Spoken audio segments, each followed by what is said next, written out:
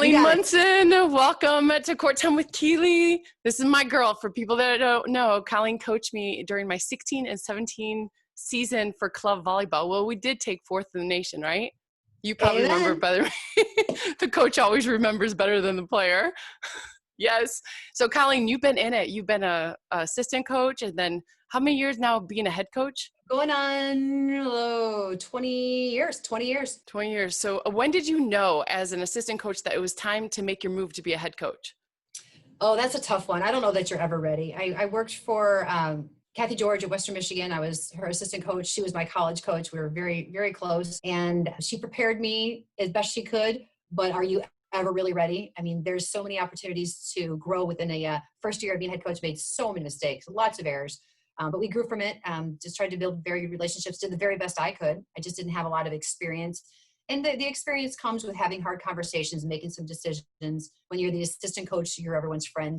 And then you become a head coach and you're sort of tough decisions for the best of the program. And I think that's the biggest difference there. So we learned a lot at East Carolina. And then I came back to Western Michigan to be the head coach when Kathy George took over at Michigan State. So the farthest you've been is Sweet 16. During that time, Correct. Because you've been in it, you've been up and down and around, just like grinding it out as a head coach. What are some of the things you learned throughout that season to get you there? Wow. Every team, every player we coach has taught us so much about ourselves and the direction we want to go. And we had an incredible class. Our first year back here at Western Michigan, we had a great recruiting class.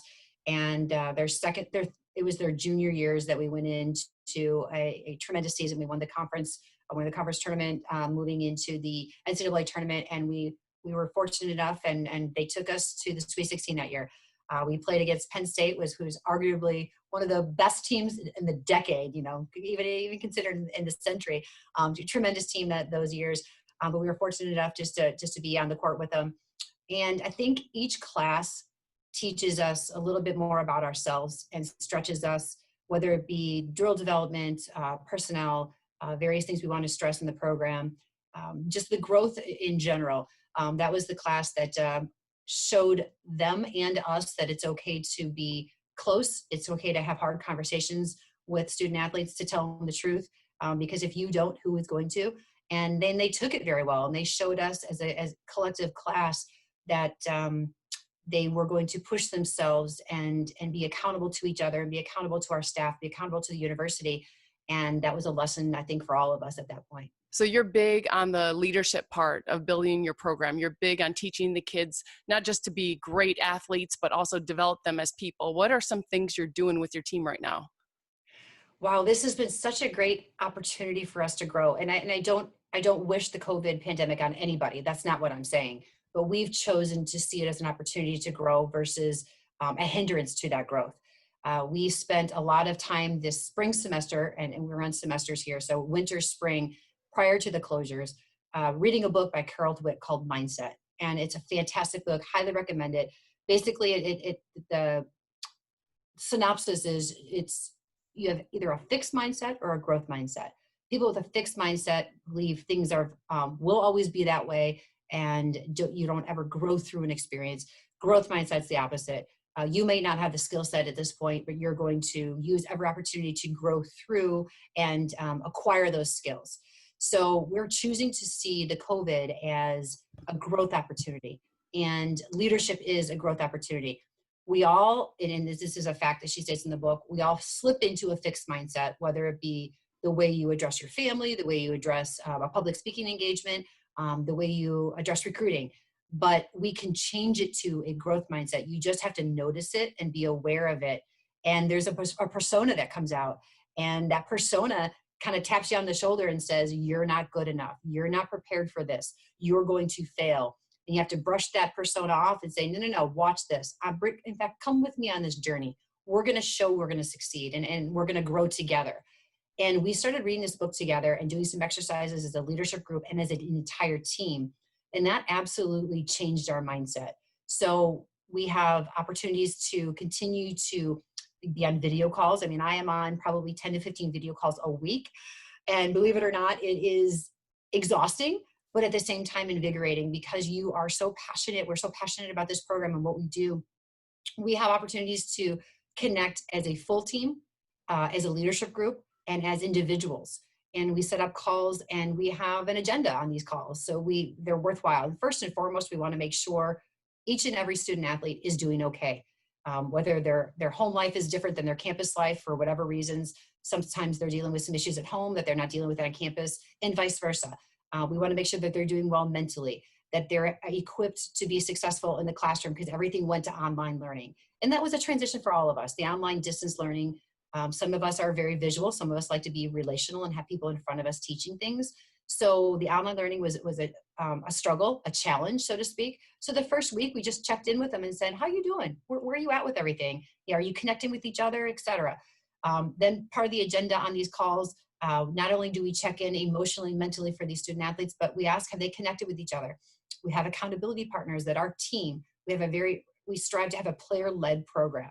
So they're coming up with concepts and ideas and walking them out. So it's not a coach-led program, it's a player-led program. They communicate with each other on a regular basis. One of our student athletes sets up accountability partners for the week. They check in early. They have FaceTime together. They may have a home visit where they tour them around their home, introduce them to their dogs or their family or brothers and sisters, neighbors, siblings, whomever's around. And they get a feel for who they are as people, first and foremost as people. Then they have a foundation to communicate and to talk about these various things going on in their lives. They hold each other accountable to workouts. Our strength coach sent at-home workouts that they're choosing to do on their own. So they keep motivated themselves that way. What is their goal for the week? What are they aiming to work towards? And we use this opportunity just to stay connected. Another piece of our agenda on these calls is not only is relational and how are you, what are you noticing in your teammates? How are you walking out our vision? We actually set up a vision on these video calls, and we call them WebEx calls. Zoom is very similar. And we went through various phases of what's important to our program. How are we walking out this vision on a regular basis? What is something that you're working on today that tells me that you're living out your vision? And not me as a coach, but me as a teammate and me as a player in the program. So we spend a lot of time just building each other, investing in one another, building bridges, connecting to each other. And then the volleyball becomes easy at that point.